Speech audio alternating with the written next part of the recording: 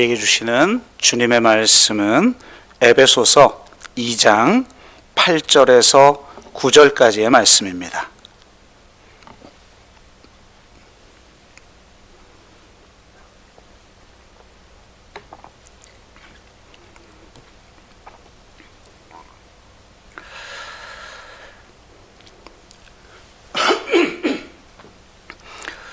네, 에베소서 2장 8절에서 9절까지의 말씀을 우리가 한 목소리로 같이 읽겠습니다. 너희는 그 은혜에 의하여 믿음으로 말미암아 구원을 받았으니 이것은 너희에게서 난 것이 아니요 하나님의 선물이라. 행위에서 난 것이 아니니 이는 누구든지 자랑하지 못하게 함이라. 아멘.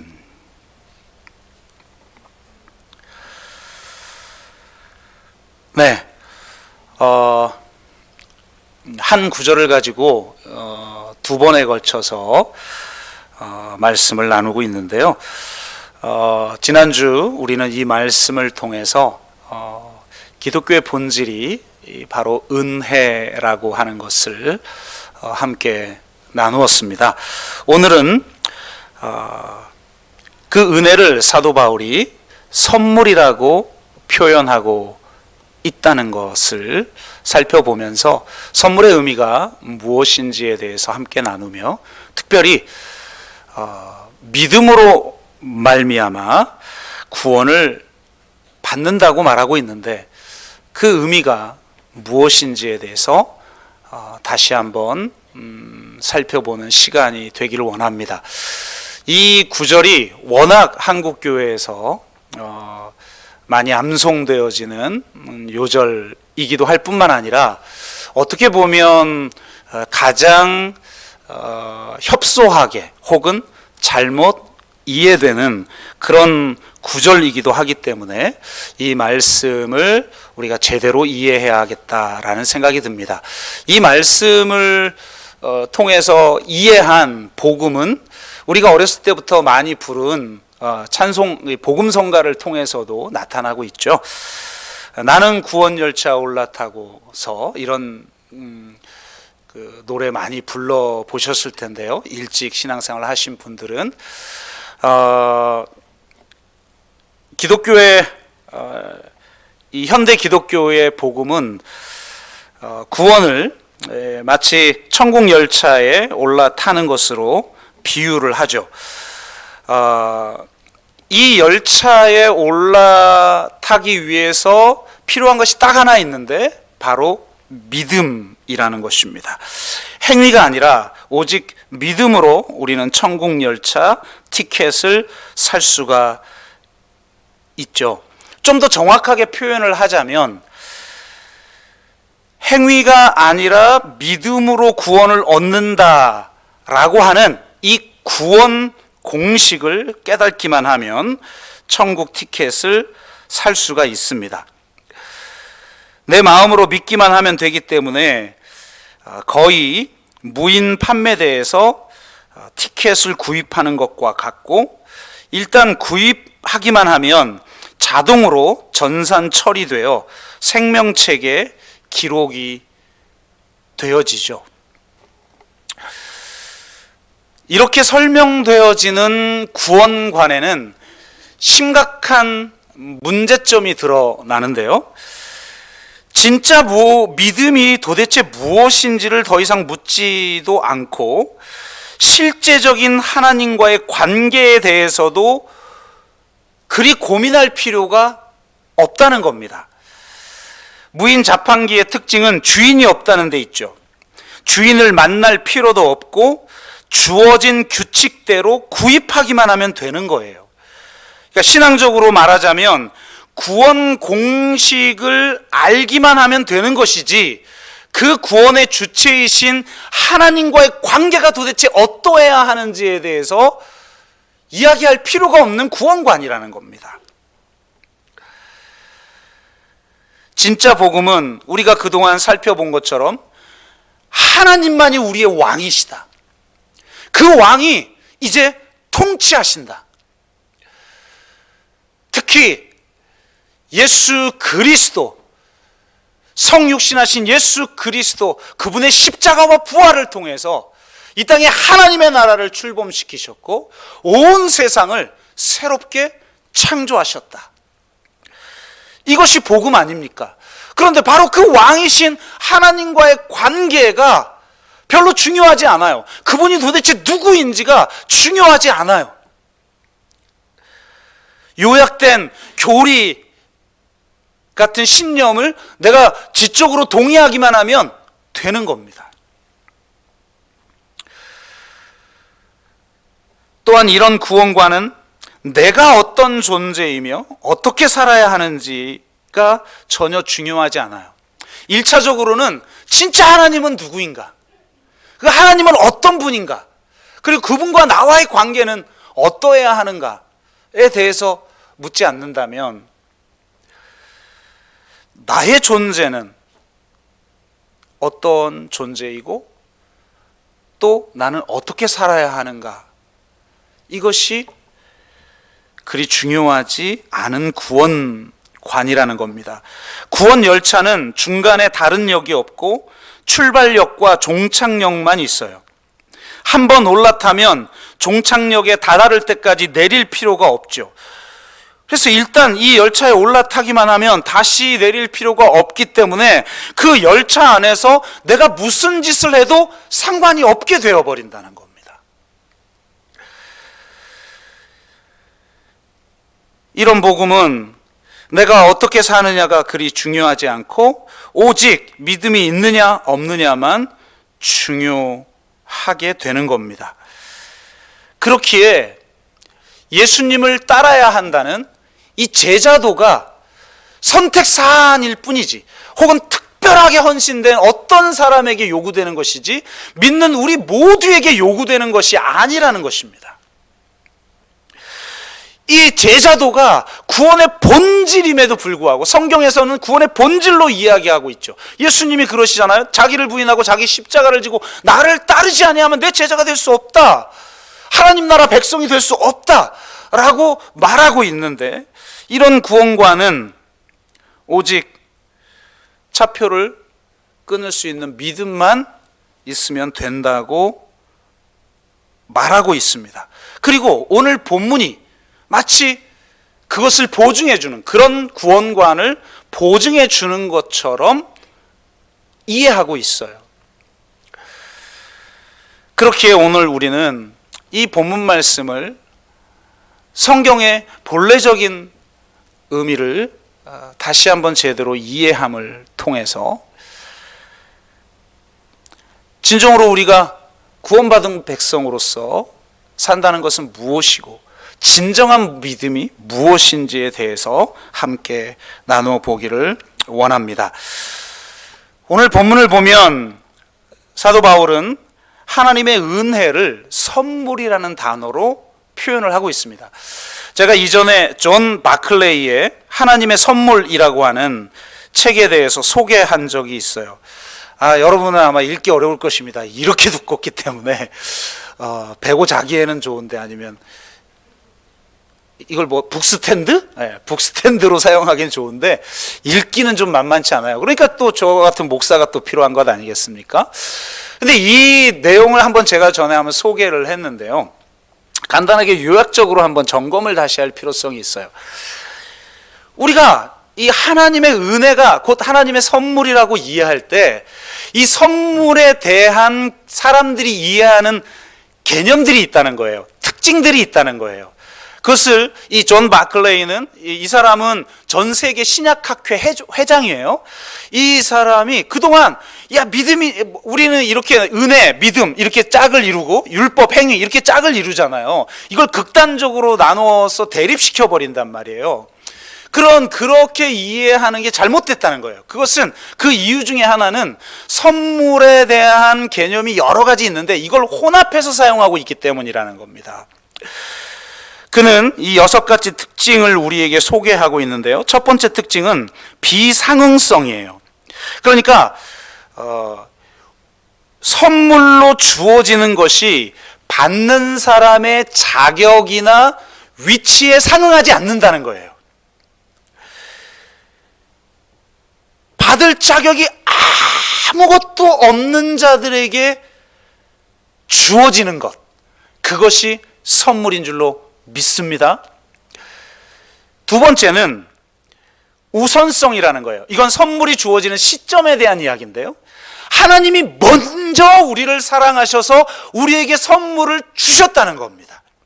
내 자격과 상관없이, 나의 행위와 상관없이, 나의 노력과 나의 공로와 상관없이, 우리가 원수 되었을 때에, 우리가 죄인 되었을 때에 우리를 먼저 사랑하셔서 이 하나님의 선물로 말미암아 하나님의 사랑을 확증하여 주신 줄로 믿습니다.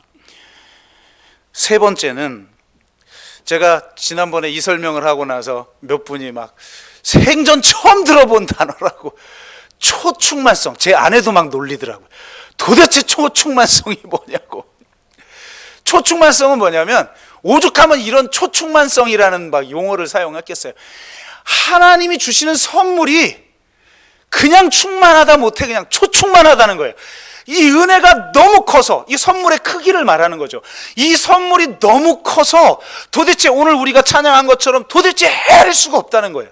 바다를 먹물 삼아도 다 기록할 수 없다는 거예요. 우리를 위해서 주신 예수 그리스도라는 생명이 우리가 도대체 값으로 따지는 것이 불가능할 정도로 너무나 크다는 거예요. 초충만하다는 거예요. 여러분, 하나님이 우리에게 주신 선물이 이렇게 놀라운 줄로 믿습니다. 여러분, 정말 이렇게 느껴요? 아멘? 네. 진짜 자격이 없는 우리에게 먼저 우리를 사랑하셔서 도무지 우리가 감당할 수 없는 하나님의 아들이신 예수 그리스도의 생명을 통해서, 예수 그리스도의 생명을 통해서 우리가 영생을 얻고 또 하나님의 자녀가 되고 하나님 나라 백성이 되었다라는, 이것이 바로 복음인 줄로 믿습니다. 그런데 문제는 이제 여기서부터가 중요한 거예요.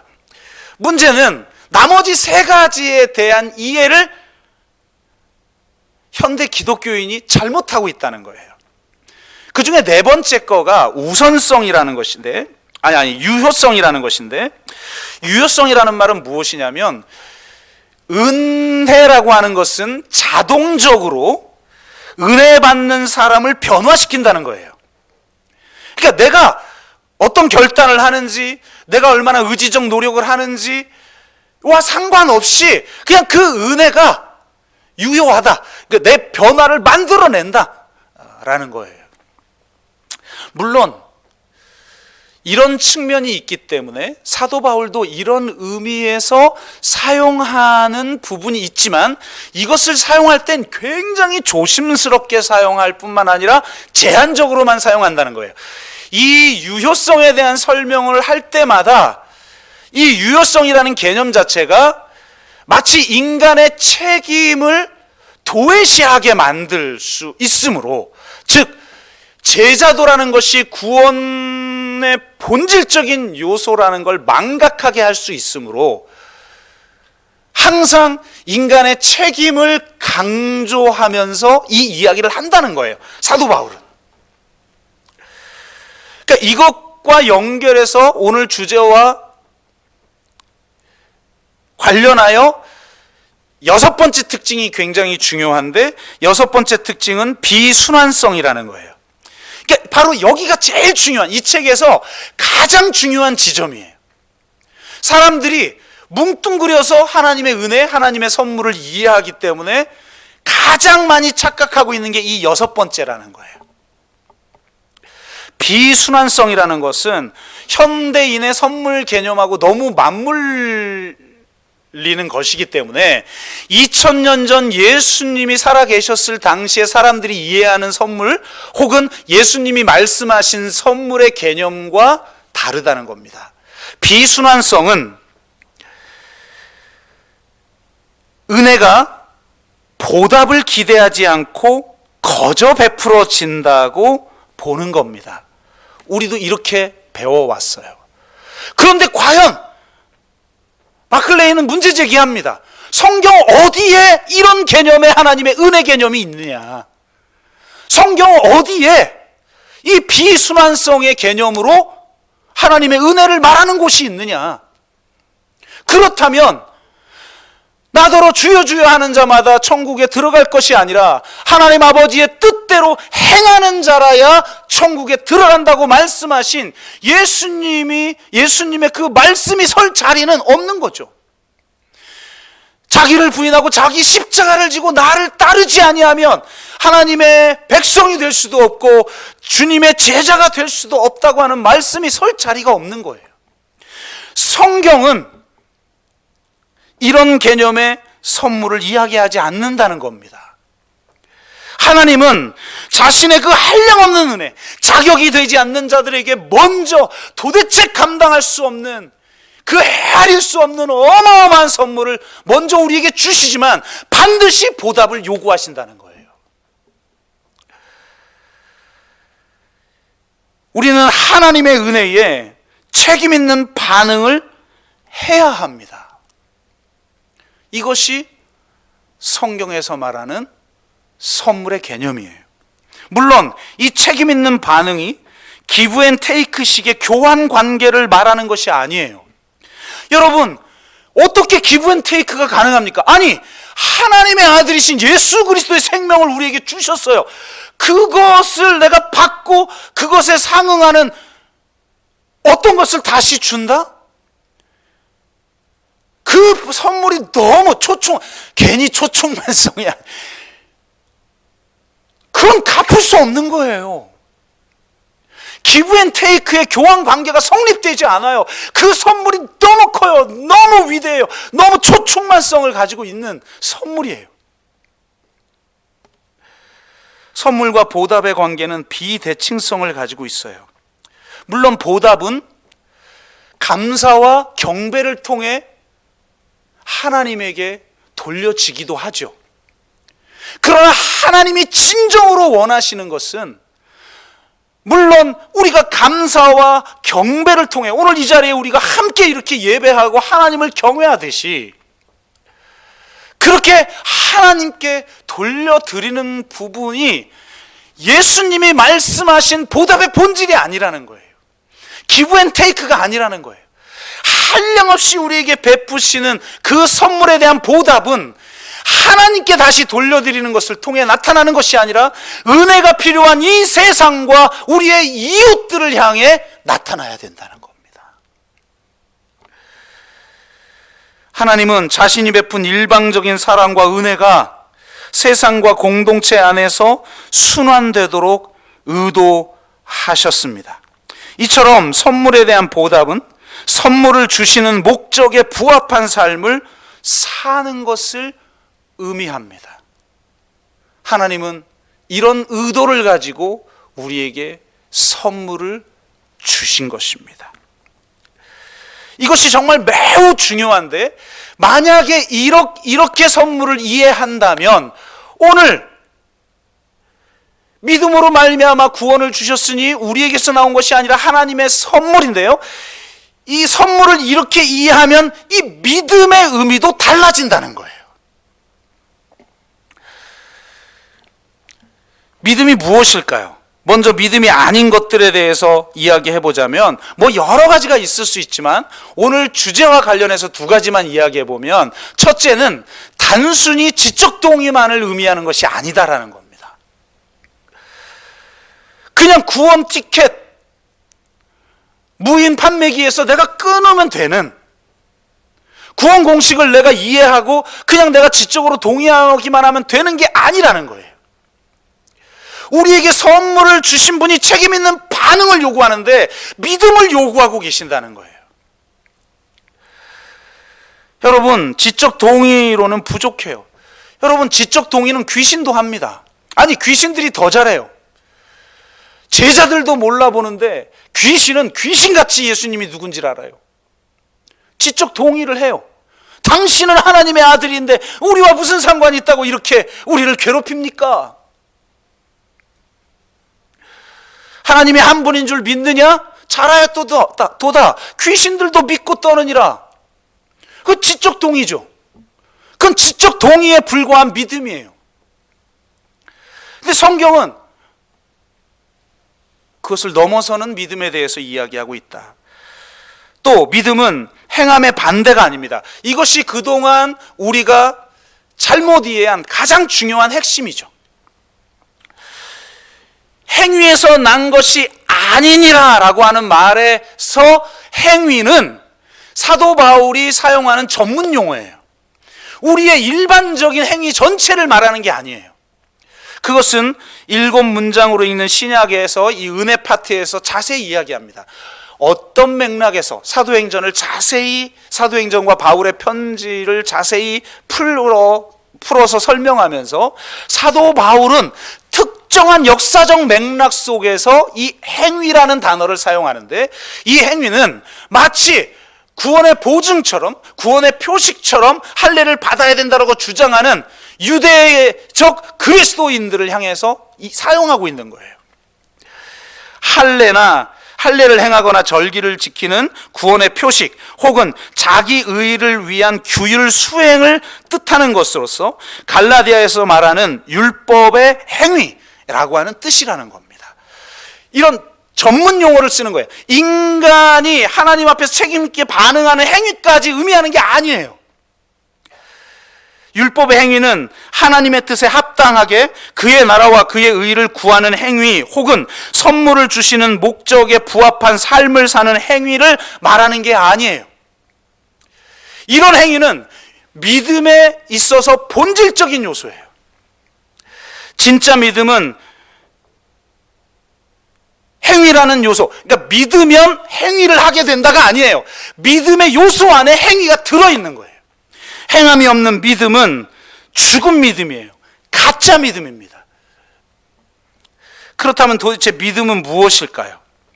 성경에서 말하는 믿음은 첫째로 관계적인 용어예요. 여러분, 관계와 상관없이 믿을 수 있어요. 객관적인 사실, 교리적인 신념, 내가 믿을 수 있죠. 그런데 성경에서 말하는 믿음은 관계적 용어예요. 믿는다라고 하는 동사의 목적어는 인격이에요. 무엇이 아니라 누구를 믿느냐가 중요해요. 믿음의 내용보다 믿음의 대상이 더 중요하다는 말이에요. 그걸 분리시킬 수는 없지만 정말 중요한 건 믿음의 대상이죠. 믿음이란 하나님에 대한 확실한 생각이나 신념이 아니라 하나님을 향한 확고부동한 신뢰예요. 진짜 믿음이 있느냐 없느냐는 교리를 이해하느냐 아니냐가 아니에요. 도대체 이해할 수 없는 삶의 현장, 고난의 현장 한가운데서도, 앞이 보이지 않는 캄캄한 절망적인 상황 한가운데서도 우리는 절대적으로 하나님을 신뢰하는가?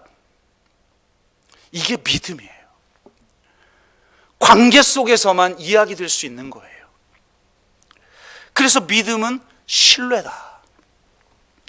그런데 여기서 더 나가야 돼요. 우리가 믿는 하나님은 무슨 추상적인, 철학자들의 추상적인 어떤 신이 아니에요. 살아계신 하나님, 아브라함의 하나님, 이삭의 하나님, 야곱의 하나님인 줄로 믿습니다.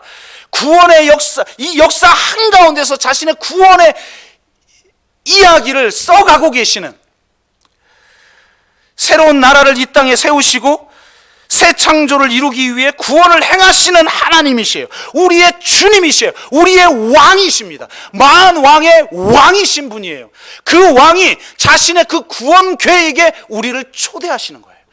그 구원의 이야기의 일부가 되라고 우리에게 초대하시는 거예요. 그 초대에 대한 반응이 바로 믿음이에요. 믿음이라는 헬라어, 신약 성경의 믿음이라는 단어는 헬라어인데 피스티스라고 하는 단어입니다. 이 피스티스에 해당하는 히브리어가 에무나라고 하는 단어예요. 이 에무나라는 단어는 에문이라는 단어에서 나왔는데, 에문은 충성, 신실이라는 뜻이고 히브리어 동사 아만에서 나왔어요. 아만이라는 동사는 여러 가지 뜻을 가지고 있는데, 지탱하다, 버티다. 여러분, 제가 그래서 믿음은 버티는 거다. 여러분, 진짜 믿음이 있는지 없는지를 어디서 알 수 있느냐? 그가 인내하는가, 버티는가 보면 알아요.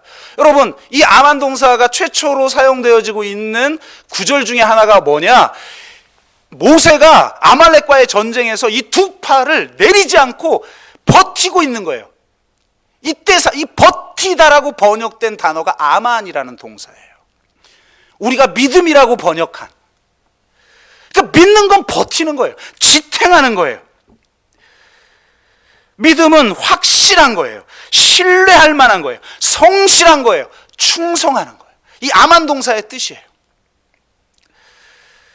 그래서 저는 성경적 의미에서의 믿음은 지적 동의가 아니라 객관적인 어떤 사실에 대해서 내가 지적으로 동의하는 것이 아니라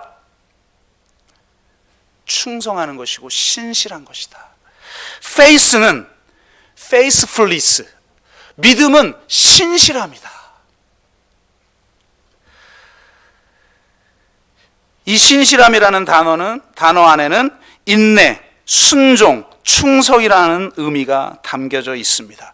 이 중에서도 우리가 새롭게 이해한 복음, 하나님이 왕이시며 그 왕이 통치하신다라고 하는 기쁜 소식, 우리를 떠났던 왕이신 하나님이 귀환하셔서 통치하시고 나라를 새롭게 하시고 성전을 새롭게 건축하시고 새로운 창조를 일으키셨다라고 하는 선언, 이것이 복음이라고 한다면 하나님을 우리는 왕으로 인정해야 돼요. 그러므로 진정한 믿음이라는 단어의 본질적인 뜻은 충성입니다. 왕을 향한 충성. 저는 그런 의미에서 우리가 성경에서 이야기하고 있는 믿음을 제대로 이해하려면 신약 성경에서 믿음이라고 번역된 단어를 전부 충성으로 바꿔야 한다. 그러면 다르게 읽힙니다, 성경이. 믿음은 충성이에요.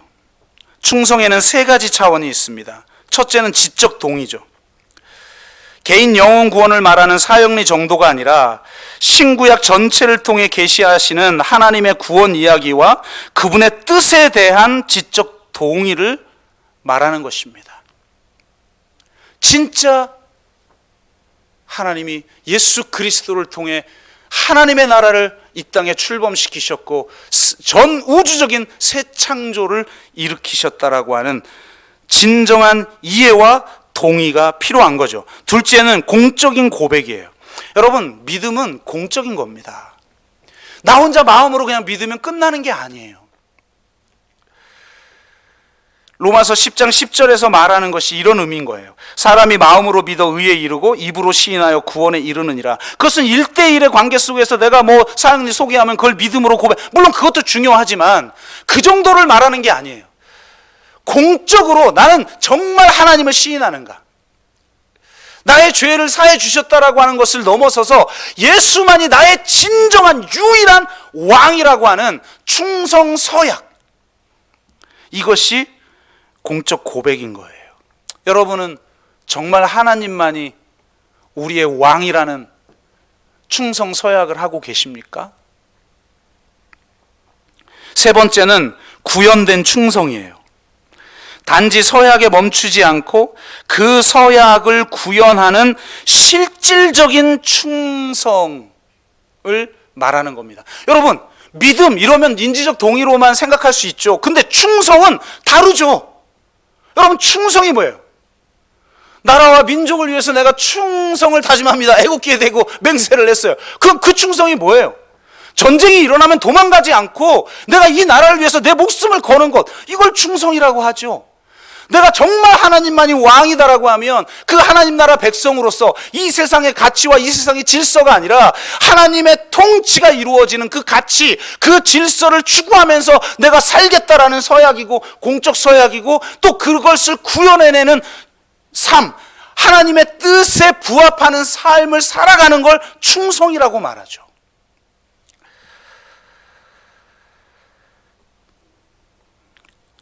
여러분, 이러한 충성이야말로 성경에서 말하는 믿음이라는 겁니다. 그리고 이 믿음을 예수 그리스도가 우리에게 먼저 보여주셨어요. 여러분, 가장 유명한 구절 중에 하나가 하박국서 2장 4절이죠. 의인은 그의 믿음으로 말미암아 살리라. 근데 여러분, 이런 기본적 이해를 가지시면 좋아요. 성경의 기자들은 다 헬라어를 썼죠. 헬라어를 쓰다 보니까 히브리 성경 그 자체를 인용하지 않고 히브리어를 헬라어로 번역한 성경이 있어요. 랍비들이 모여서 70인의 랍비들이 모여서 번역한 헬라어 성경이 있어요. 이게 70인역이라는 건데 이 70인역을 인용합니다. 근데 이 70인역은 헬라어를 사용하는 이스라엘 백성들에게 잘 이해시키기 위해서 번역한 거예요. 여러분, 우리 개역 한글 읽다가 새번역 성경 읽으면 너무 쉽고 이해가 쏙쏙 들어오죠. 아닙니까? 그렇게 번역한 거예요. 70인역은.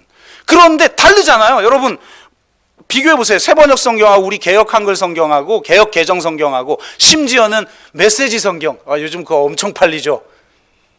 유진 피터슨이 의역한 세 개를 놓고 보면 완전히 달라요. 그러니까 70인역은 그렇게 다른데 신약 성경의 이 기자들이 인용한 건 전부 거의 다 70인경이에요. 그런데 놀랍게 이 하박국서 2장 4절 의인은 그의 믿음으로 말미암아 살리라. 이 번역을 가만히 보면 꼭 의인은 그 자신의 믿음으로 산다. 이렇게 이해할 수 있잖아요. 인간의 능력으로 그가 살아난다. 이렇게 이해할 수 있잖아요. 여러분, 유대인들은 우리가 그동안 이해한 것처럼 그렇게 인간 중심적이지 않아요. 철저하게 하나님 중심적이에요. 그래서 이 구절을 이렇게 70인경에는 번역합니다. 의인은 나의 믿음으로 말미암아 살리라. 그러니까 이 히브리 성경의 원래 의미를 잘못 이해할 수 있으므로 원래 의미를 드러내는 해석을 하는데 뭐라고 번역했냐면 의인은 나의 믿음으로 말미암아 살리라. 무슨 말이에요? 인간의 믿음이나 인간의 무슨 자격이나 인간의 행위가 아니라 하나님의 믿음, 즉 우리가 말하는 인지적 동의가 아니죠. 하나님이 우리를 인지적 동의를 뭘 할 게 있어요. 그럼 뭡니까? 인간과 언약을 맺으시고 그 언약에 신실하신 분, 하나님의 신실성을 말한다는 거예요. 그러니까 의인은 하나님의 신실성으로 살게 된다. 이렇게 번역을 했다는 거예요. 70인경은. 이것을 사도 바울이 그대로 받아들여요. 이 해석을. 그러면서 원어가 가지는 의미와 이 새로운 해석을 모두 수용하는데 이렇게 번역을 합니다. 이 구절을 인용한 구절이 가장 유명한 구절이죠. 마틴 루터가 이 구절 때문에 종교개혁을 일으켰다. 이렇게 우리 배웠잖아요. 1장 17절.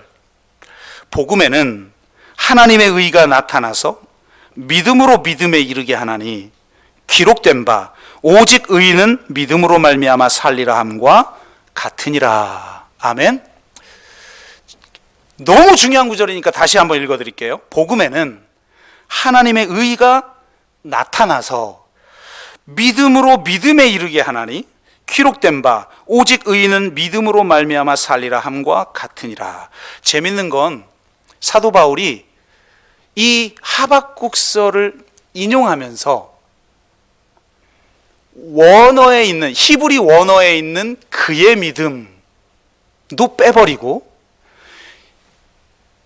70인경에 있는 나의 믿음도 빼버렸다는 거예요. 인간의 믿음과 믿음은 충성이라고 그랬으니까 인간의 신실성 혹은 인간의 충성과 하나님의 신실성,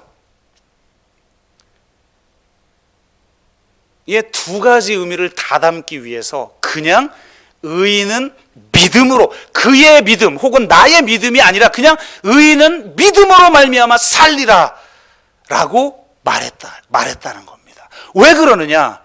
바로 예수 그리스도의 믿음 안에서 이 두 가지가 통합된다는 거예요. 인간의 충성, 신실함과 하나님의 신실함이 참 인간이시자 참 하나님이신 예수 그리스도 안에서 통합되어 버렸다는 거예요.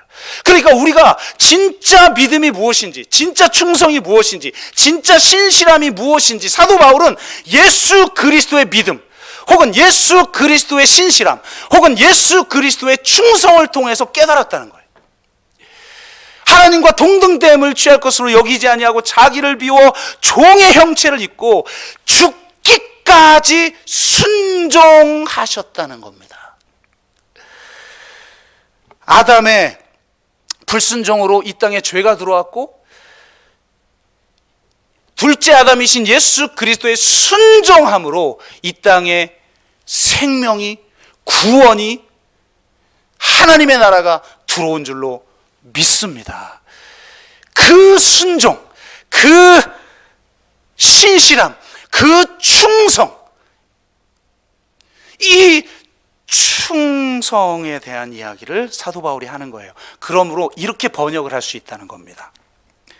의인 곧 예수 그리스도는 믿음으로 말미암아 살아나셨다. 진짜 의인은 예수 그리스도라는 겁니다. 그 진짜 의인이신 예수 그리스도께서 충성으로, 순종으로, 신실함으로 철저하게 하나님의 뜻에 부합하는 희생으로, 섬김으로, 신실함으로, 충성으로 말미암아 그는 죽음 가운데에서 살아나셔서 하나님 보좌 우편에 만왕의 왕으로 등극하신 줄로 믿습니다. 동시에 이 말씀은 하나님 나라의 백성이자 주님의 제자들인 우리들도 예수님이 보여주신 충성을 본받아 왕이신 예수님께 충성을 드림으로써만 살아날 수 있다는 의미를 내포하는 겁니다. 그러므로 동시에 이렇게 번역할 수 있다는 거예요. 그의, 나의 라는 말을 붙이지 않은 이유는 이 두 가지 의미가 동시에 있다는 거예요. 의인, 곧 주님을 따르는 자들은 예수님께 드리는 충성으로 말미암아 살리라. 아멘. 여러분, 내 힘으로 자기 의를 이루기 위해서 율법의 규율들을 지키는 것, 혹은 구원의 무슨 어떤 표지, 이런 걸 가지고 있는 게 중요한 게 아니라는 거예요. 진짜 하나님에 대해 충성하느냐, 바로 그 충성으로 말미암아 너희들은 살 것이다, 이렇게 말하고 있는 겁니다. 이것이 바로 이 1장 17절, 로마서 1장 17절에 있는 믿음으로 믿음에 이르게 된다는 말이에요. 이해가 안 되죠? 믿음으로 도대체 믿음에 이르게 된다는 말이 무슨 말인가? 앞에 믿음이 뭘까요? 바로 예수님이 보여주신 충성이에요. 뒤에 믿음이 뭘까요? 예수님께 보여야 할 충성이에요. 예수님이 보여주신 충성이 우리를 예수님께 보여야 할 충성에 이르게 합니다. 믿음으로 믿음에 이르게 하는 것입니다. 예수님이 보여주신 충성이라는 하나님의 선물이 예수님께 보여야 할 충성이라는 선물에 대한 보답에 이르게 하는 줄로 믿습니다. 내 노력과 내 힘이 아니라 예수님이 먼저 우리에게 보여주신, 그리고 우리에게 주신 그 선물인 예수님께서 보여주신 그 충성이 우리에게 영적 충격을 주어서 우리도 만왕의 왕이신 예수 그리스도께 충성을 보이게 되고, 바로 그 충성으로만, 내 노력이나 무슨 외적인 자격이나 무슨 공로가 아니라 오직 이 충성으로만 구원받게 되는 줄로 믿습니다. 그러므로 로마서 1장 17절은 이렇게 이해가 되는 거죠. 복음에는 하나님의 의가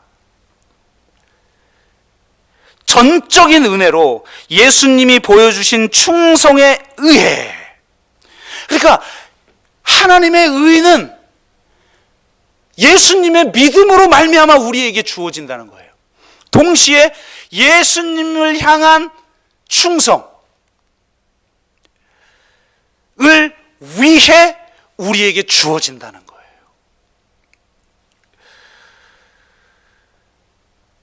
복음은 이처럼 단지 그리스도에 관한 설명을 지적으로 동의하는 사람이 아니라 살아계신 왕이신 예수 그리스도께 충성하는 자들에게 구원을 주시는 하나님의 능력인 줄로 믿습니다. 믿음은 충성이에요. 여러분 충성하고 계십니까? 충성 안에는 지적인 동의와 함께 행함이 이미 충성이라는 요소 안에 들어가 있는 거예요. 하나님을 향한 예수님의 충성에 의해 이르게 된 왕이신 예수님을 향한 우리의 충성으로 말미암아 우리는 의롭게 되는 줄로 믿습니다. 말씀을 맺으면서 우리가 도대체 왜 이렇게 됐는가? 그리고 한국교회가 도대체 왜 이렇게 됐는가? 제자도를 상실해버렸어요. 제자도는 선택사항에 불과해요. 내가 그냥 차표를 끊을, 구원열차 티켓을 끊을 수 있는 지적 동의만 되면 다시 내리지 않아도 되는, 내가 그 열차 안에서 어떻게 살아도 되는 그런 그리스도인만 양산하고 있는 거예요. 우리에게 충성을 요구하지 않아요. 자기를 부인하고 자기 십자가를 지는 삶을 요구하지 않는 하나님이에요. 나의 왕이지 않아요. 나의 주님이지 않아요.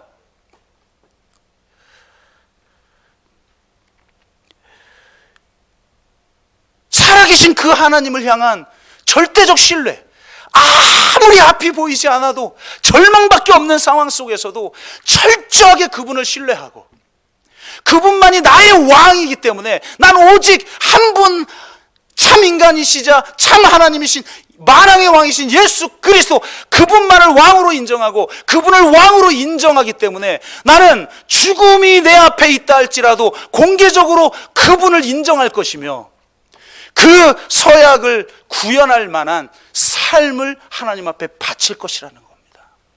이게 진짜 믿음이라는 거예요. 우리가 연약할 때에, 죄인 되었을 때에, 원수 되었을 때에 먼저 우리를 사랑하셔서 도무지 헤아릴 수 없고 바다를 먹물 삼아도 다 기록할 수 없는 그 엄청난 선물을 우리에게 주시면서 주님은 우리에게 믿음만을 요구하셨어요. 다른 것, 내 자격, 내 행위, 내 공로를 요구하신 게 아니에요. 믿음을 요구하셨어요. 충성을 요구하셨습니다. 그 어마어마한 선물 앞에 우리는 보답해야 합니다. 오직 믿음으로, 오직 신실함으로, 오직 충성으로.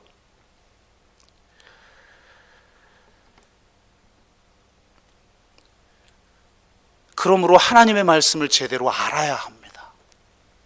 모르고 믿어도 아무 상관이 없는, 그러다 보니까 한국 기독교가 지금 이 모양 이 꼴이 되고 세상의 지식과 세상의 이데올로기와 동화되어져 버린, 아니 어쩌면 예수님의 복음보다 자기의 생각과 자기의 이데올로기적 입장이 훨씬 더 중요해져 버린, 말은 하나님의 말씀, 절대 무오한 말씀을 내가 지키느라고 수호하느라고 그런다라고 말은 그렇게 하지만 정작 창세기부터 요한계시록까지 이야기하고 있는 이 하나님의 구원의 이야기에 대한 이해가 부족하고 그저 구원열차 티켓 끊는 복음으로 축소시켜 놓고 나머지는 각자의 생각과 각자의 이데올로기 입적과 세상 가치, 세상 질서대로 그렇게 살아가는 우리들이기에 우리가 이런 삶을 살고 있고 한국교회가 이렇게 되었다는 겁니다.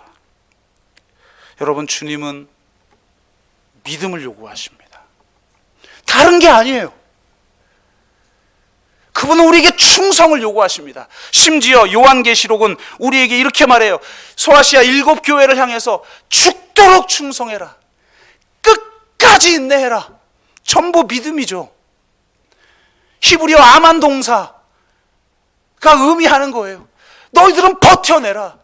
아무리 수많은 사람들이 배교하고 핍박으로 인해서 너희가 하나님을 왕으로 인정하지 않고 저 황제를 왕이라고 인정하도록 그렇게 유혹받았더라도 그 핍박 가운데서도 너희는 끝까지 인내해라. 죽도록 충성해라.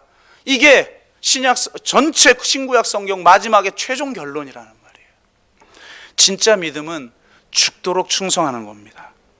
죽도록 충성하라는 말은 단지 죽을 힘을 다해 충성하라는 태도만을 말하는 게 아니에요. 실제적인 죽음까지도 의미하는 거예요. 자기를 부인하고 자기 십자가를 진다라는 게 무슨 심리적인 게 아니에요. 실제로 죽음까지도 내가 짊어질 수 있는 예수님을 위해, 하나님의 나라를 위해 충성하는 겁니다. 죽음에 이를 때까지 신실하라.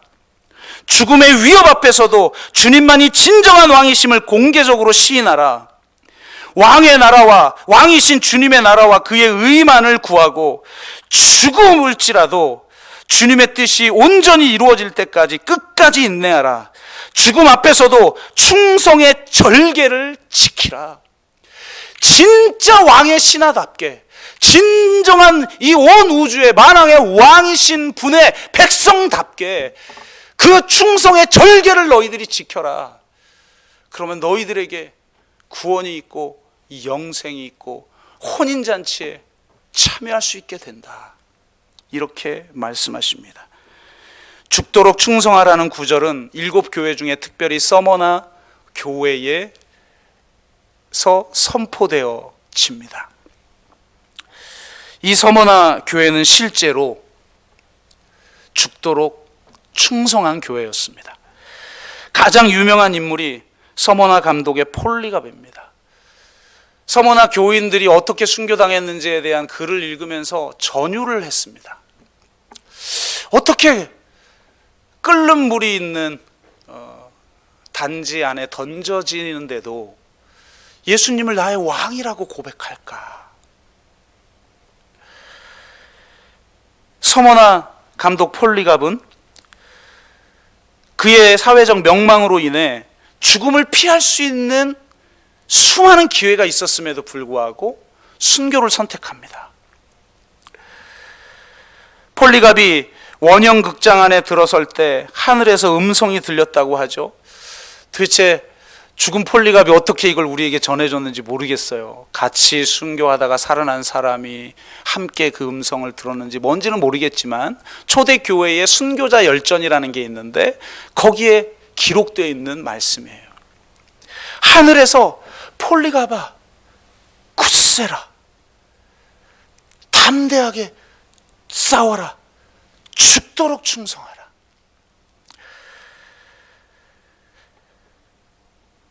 이 음성을 듣고 그는 로마 총독의 회유에도 불구하고 당당하게 외칩니다.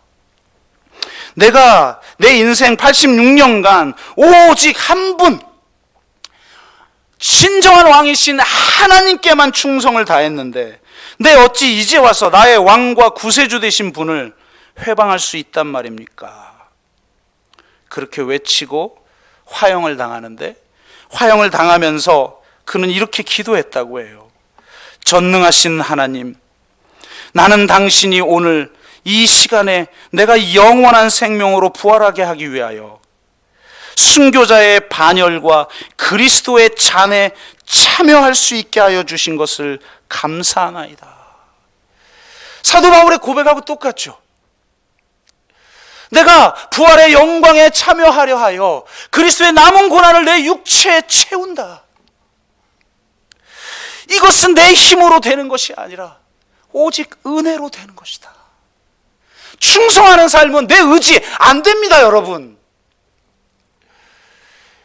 내 의지, 내 결단 안 돼요.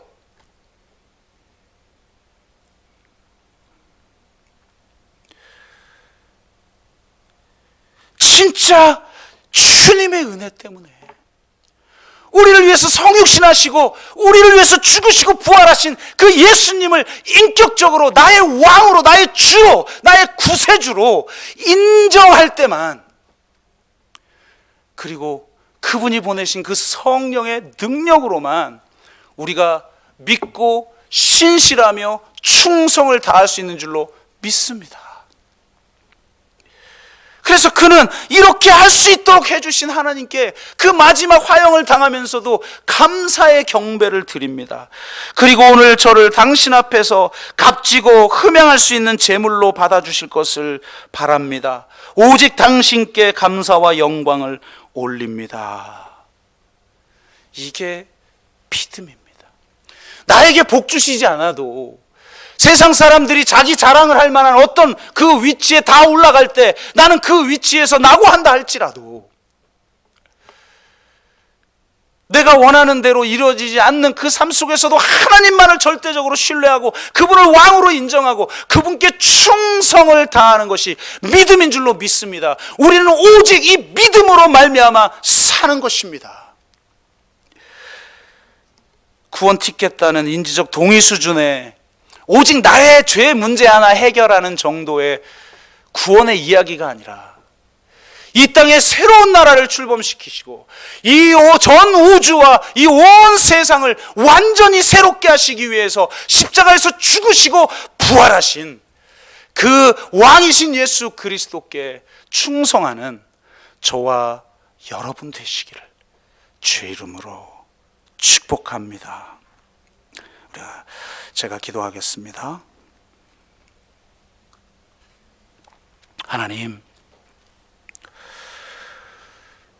하나님의 은혜를 생각할 때마다 우리는 울 수밖에 없고 감격할 수밖에 없고 감사하며 하나님을 경배할 수밖에 없습니다. 아무 자격이 없는 우리를 먼저 사랑하셔서 도무지 바다를 먹물 삼아도 다 기록할 수 없고 헤아리기조차 할 수 없는 그 어마어마한 선물을 우리에게 주시는 줄로 믿습니다. 그러면서 주님은 오직 하나 요구하십니다. 나에게 충성하라. 예, 주님만이 나의 왕이십니다. 주님만이 나의 구세주이십니다. 주님만이 절대적이고 무조건적인 환대로 나를 맞아주시는 분이십니다. 아무 자격이 없는 더러운 죄인인 나를 받아주시고 하나님의 자녀 삼아주신 분이십니다. 그러기에 주님이 먼저 보여주신 그 믿음과 충성으로 자기를 부인하고 자기 십자가를 지며 오직 하나님의 나라와 의를 구하는 삶을 살겠습니다. 주님, 내가 여기 있사오니 나를 받아 주옵소서.